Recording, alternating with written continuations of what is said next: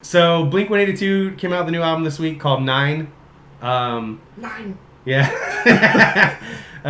Rick listened to it twice. I listened to it twice. So let's talk about it, Rick. First, did you like California? Did you like their last album? Oh, absolutely. Thing was fucking amazing. Even their B-sides edition that came out the following year. Yeah, that was also really good too. Fucking spectacular. And I said it then, and I'll say it now. The addition of Matt Skiba is probably like the best thing to ever happen to that band. I feel like with his addition is like Blink-182 2.0. Yeah, that's what I feel like. Yeah. Especially with the music, especially with the style of music they're now playing, because it's a combination of like pop punk and Matt Skiba's Alkaline Trio, emo-ish combination, so which is perfect. And even though Mark Hoppus was always writing quote unquote like funny songs, like he always had that, like his voice is perfect for that emo sound that Matt Skiba is so good at. So what'd you think of 9? 9. I loved it. I thought it's a great follow up to their last album. Yeah. The way it starts is great. Classic Blink, like vintage Blink, that first track. Like they're doing like a combination between like old school Blink and Alkaline Trio. I don't know if that makes sense to anyone. Yeah, I mean, because like if you've ever heard like any of their old albums, like how fast paced and simple. I'm not saying it in a bad way, but like simplistic pop punk rhythm that they have. Yeah. It's like they have that with today's music. Yeah. And there's some downright fucking poppy songs. Like there's like one legit song that's literally like 30 seconds or something, or 37 seconds. Yeah. So all right, that's pure classic Blink right there. My favorite song on this album is where is it? I think it's called "I Wish I Hated You." Yeah, I really wish I hated you. That's a good one. That I don't understand. Like I haven't heard that song. Should be on the radio. That is a straight up radio song on any station you want to fucking put it on. It fits. It's so good. Radio emo. Yeah, and like this album is like definitely an evolution. Like the last one was an evolution of Blink's sound. That was more classic Blink than what this one is. This one is even more so of an evolution. Like my favorite Alkaline Trio album is The Crimson, and this has a lot of that in it. Yeah. But yeah, man, I echoing everything you say, man. I love it. I like it as much as I like California, and the whole game of the year, the album of the year edition with the second CD or whatever.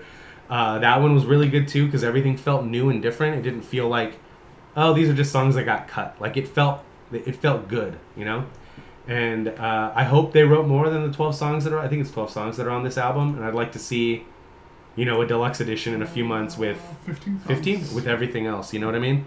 But yeah, I really wish I hated you is like, man, it's such a good song.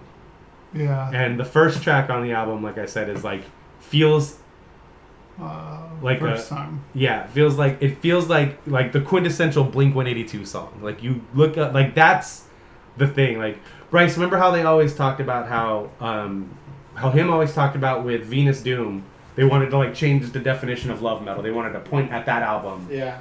And like I feel like if you looked up Blink-182 in the dictionary, this would be the song that would start playing. Okay. It's really, really good. Did you guys already say why they called it 9? Because it's not their 9th studio album. No, I don't know. I didn't look it up. Fucking trying to be. Didn't look it up. All right. Yeah. Because I'm sitting there like, why is it called 9? Like it's probably their 9th studio album. I'm like, nope, it's not. It's their 8th. But yeah, I really enjoyed this album a lot, man. It's a bop. Oh yeah, and it slaps. Yeah. Yeah. Yeah, that song is actually 49 seconds. Yeah, and it's really good too. Generational Divide. Yeah. And that was like when I heard that, I'm like, oh wow, like it immediately sparked that classic like punk feel, like Dude Ranch style. Yeah. Or even before, like. But yeah, I have to say, I really wish I Hated You was a great track. Dark Side is a great track too. I liked Happy Days. Yeah, man. That was a good song too. This whole album is really good. Yeah, if you're a fan of Blink-182, like I don't see why you wouldn't like this album. I feel like they've kind of been like reborn, like I said, 2.0. Yeah. You know?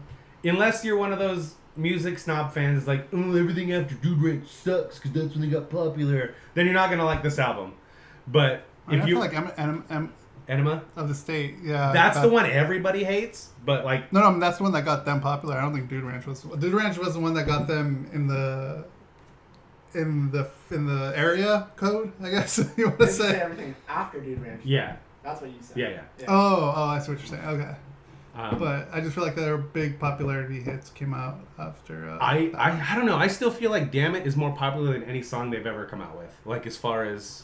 I think What's My Age Again is probably their... yeah, okay. Yeah, that'd be right there. That'd be right there, too. I'd still debate At a that. time, Damn It probably was, though. It was, for sure. But I think when people go back to or hear the word Blink-182 or the band Blink-182, I think What's My Age Again would be the and one. And the thing about Damn It is still a punk song.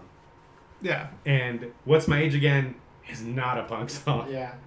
It's not a punk song, but it's not what they were like. That was, I always used to joke. Punk. Yeah, I always used to joke that Travis Barker ruined the band because he made them learn their instruments. Like that was the hill I died on in high school. At the end of high school, it's like they're not. It's not the same because now they actually sound like a band and know what they're doing. And then freaking Tom and Mark both getting like vocal coach lessons and shit like after that, and I was like, man.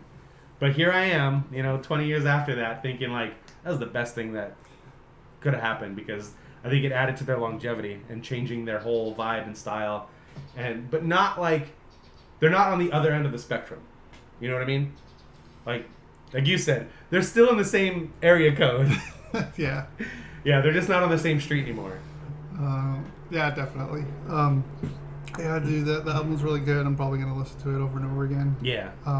Because I really liked the last one, and yeah, I'm just gonna repeat myself saying the same thing. Is that I feel like it's whole like a new version of Blink because "Hung Over You" is my second favorite song on the album. I'm trying to remember that one.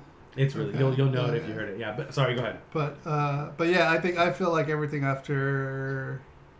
What was after Enema of the State? Was that Take Off Your Pants and Jacket? Take Off Your Pants and Jacket.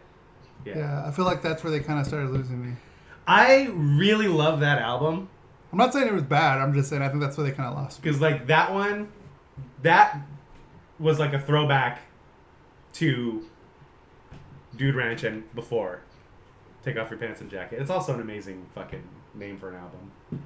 Huh, Bryce? Yeah. I always thought it was excessive. I'm like, why? Of course you would. Like, that's a little too long. Why do you need I an was album listening. like that? I wasn't, but I was listening. But yeah, I like that album, and I really liked was it the self-titled the Blink-182 album. I think that's what came after, with Feeling It and what was the other song? That's a good album too. But that's where I feel like for me, that's where I started to like.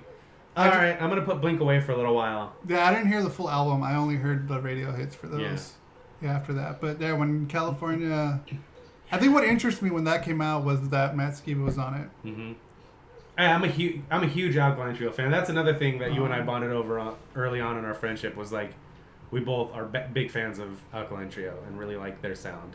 I wasn't necessarily a big fan at the time. I'm probably more now a big fan than I was before.